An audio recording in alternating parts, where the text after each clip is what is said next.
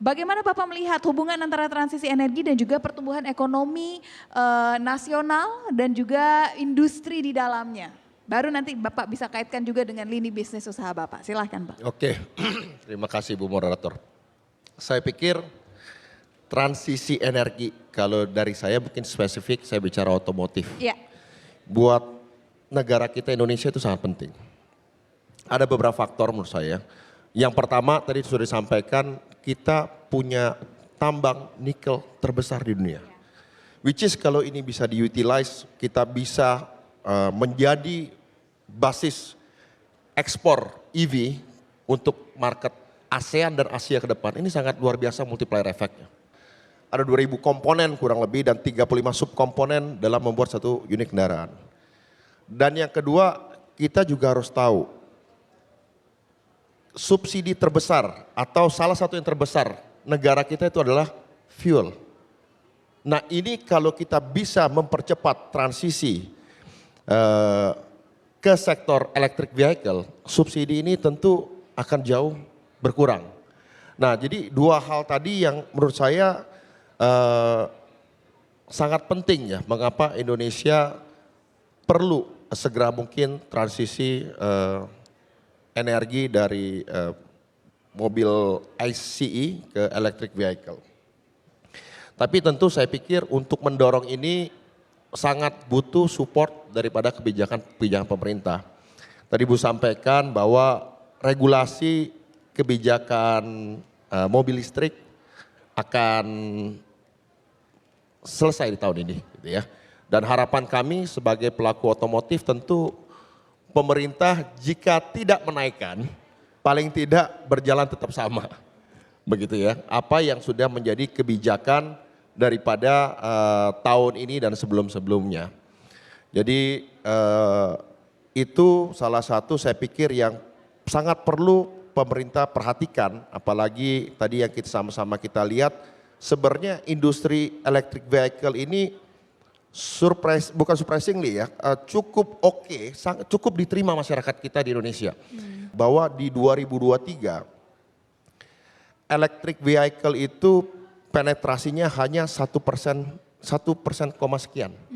Dan di 2024 tahun ini akan kurang lebih 4,5%. 4,5% itu kalau saya tarik data 1 tahun. Tapi kalau saya hanya menarik data 6 bulan terakhir itu sebenarnya di atas 6%. Makanya kami juga cukup optimis apabila kebijakan ini tetap berjalan, paling tidak di tahun depan 2025 penetrasi electric vehicle itu minimal di 7,5%. Minimal 7,5%. Dan seperti saya sampaikan bahwa ini bukan hanya tentang electric vehicle. Ada yang bilang, oh kenapa electric vehicle itu kan mobil orang kaya, kenapa disubsidi begitu ya. Ada yang bilang seperti itu juga. Saya pikir pemerintah kita perlu punya tujuan yang jelas. Kita harus punya keyakinan ya dalam mengawal transisi energi ini. Seperti saya bilang, kita punya kepentingan, kita punya nikel. Kita sama-sama tahu electric vehicle ini sekarang tuh bahan dasarnya udah sedang ini nih, perang gitu kan. Kemarin ada yang bilang FLP, nikel, dan kita punya nikel. Dan kita perlu membesarkan industri electric vehicle di Indonesia. Tujuannya agar kita punya R&D yang kuat di Indonesia untuk terus mengembangkan industri electric vehicle berbasis nikel. Dan kemudian juga tadi saya sudah sampaikan bahwa sangat penting di Indonesia ini, saya ada ngobrol ya sama teman saya, karena begini, kita perlu memperkuat domestiknya dulu. Ketika domestik kita kuat, pangsa pasarnya besar, produsen akan datang. Ya setelah produsen datang, mereka tidak akan bikin pabrik kan tidak hanya untuk pasar domestik, akan menjadi basis ekspor juga. Dan Indonesia ini menjadi salah satu potensi domestik EV yang oke gitu ya. Selain memang masyarakatnya kita melihat welcome gitu ya dengan EV teknologi, mereka cukup antusias. Dan yang cukup menarik nih begini, di Indonesia ini mostly people, orang-orang tinggal di landed house. Nah ini yang menjadi another plus point di Indonesia. Kalau kita lihat saya pernah ngobrol sama teman-teman saya ya seperti di Singapura. mereka walaupun mereka suka electric vehicle, mereka agak kesulitan. Karena mereka mostly tinggal di apartemen atau high rise building gitu ya. Which is itu sangat agak menjadi sulit gitu ya. Contoh lah satu high rise building dia pasang 20 misalnya 30 gitu ya alat charging. Tapi kan si customer atau si pengguna mobil nggak bisa memastikan waktu dia mau ngecas apakah pasti slotnya kosong gitu kan. Nah ini menjadi kendala dan Indonesia kenapa masyarakat Indonesia itu kebanyakan tinggalnya di landed house. Dan itu home charging itu sangat gampang dipasangnya. Tentu pemerintah juga sudah sangat support. Saya pikir ini juga kebijakan subsidi untuk home charging EV. Saya berharap juga selain tadi insentif mobil, insentif untuk listrik dari PLN untuk mobil EV juga diharap dilanjutkan di tahun depan. Sehingga saya pikir ini industri electric vehicle ini bisa menjadi salah satu sektor yang mendukung ya pertumbuhan ekonomi 8% maupun tadi mempercepat transisi energi terbarukan. Ya. Tapi yang tadi saya juga pertanyaannya saya ajukan juga ke Pak Liu. Ini ramai beredar bahwa insentif ini sebenarnya tidak betul-betul meningkatkan minat buyers untuk bisa membeli electric vehicle. Apa pandangan Pak Alvin? Karena memang melihatnya electric vehicle ini belum menjadi kendaraan utama, masih menjadi second opinion, masih menjadi second car, belum menjadi kendaraan utama. Apa yang Pak Alvin bisa katakan terkait hal ini? Oke, tadi seperti saya sampaikan, kalau harapan kami, kalau pemerintah tidak menaikkan, ya paling minimal tidak sama lah. Ya. Gitu kan. Sebenarnya saya sedikit berpendapat beda. Menurut saya insentif ini sudah cukup menarik. Tetapi memang ini kan teknologi baru, ya teknologi baru perlu waktu dan perlu waktu lah untuk masyarakat menerima. Dan kalau kita lihat penetrasi electric vehicle ini hampir 60% itu di DKI. Di DKI 60%. Di daerah-daerah lain tuh terutama semakin jauh dari ibu kota itu semakin butuh waktu ya. Jadi saya pernah ngobrol-ngobrol dengan teman saya waktu itu di mana saya lupa kalau nggak salah di Jambi kalau nggak salah ya, di cabang itu Jambi.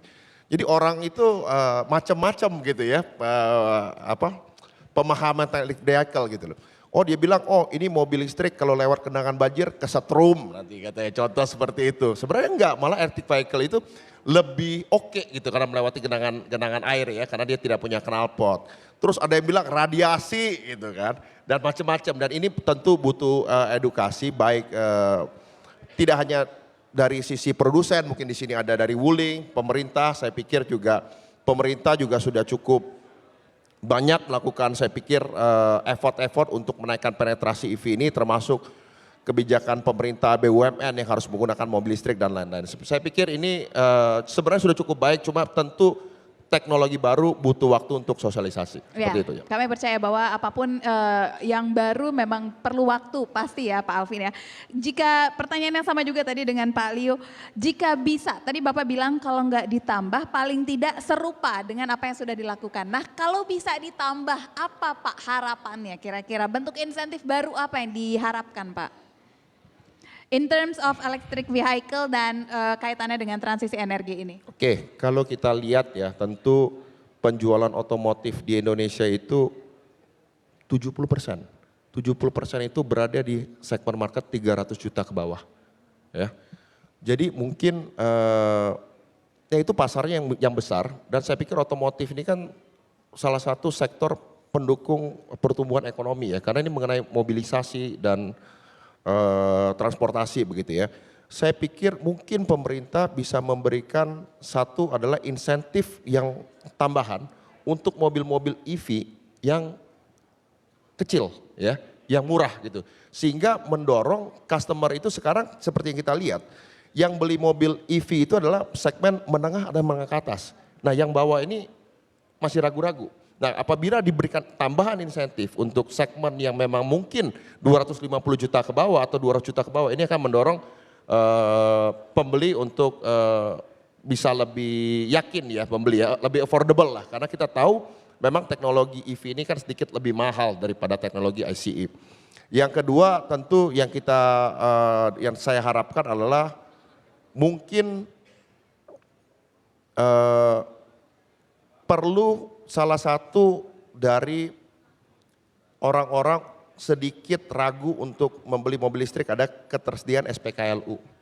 Ya, mungkin pemerintah bersama dengan pemerintah punya banyak fasilitas tuh, ya fasilitas pemerintah, mungkin dari Pertamina gitu, pom bensin gitu ya, dan fasilitas lain itu untuk disediakan SPKLU. Sehingga customer nggak ragu gitu ya, selain dia punya home charging tentu customer itu kadang cukup worry ketika di jalan baterainya habis gimana. Sebenarnya kalau kita rajin charging tiap malam juga sebenarnya 200-300 kilo itu sebenarnya cukup gitu ya. Tapi kalau pemerintah bisa melalui baik itu pemerintah sendiri atau melalui BUMN ya untuk memperbanyak SPKLU, saya pikir ini akan sangat mendorong kepercayaan konsumen untuk membeli electric vehicle. Ya.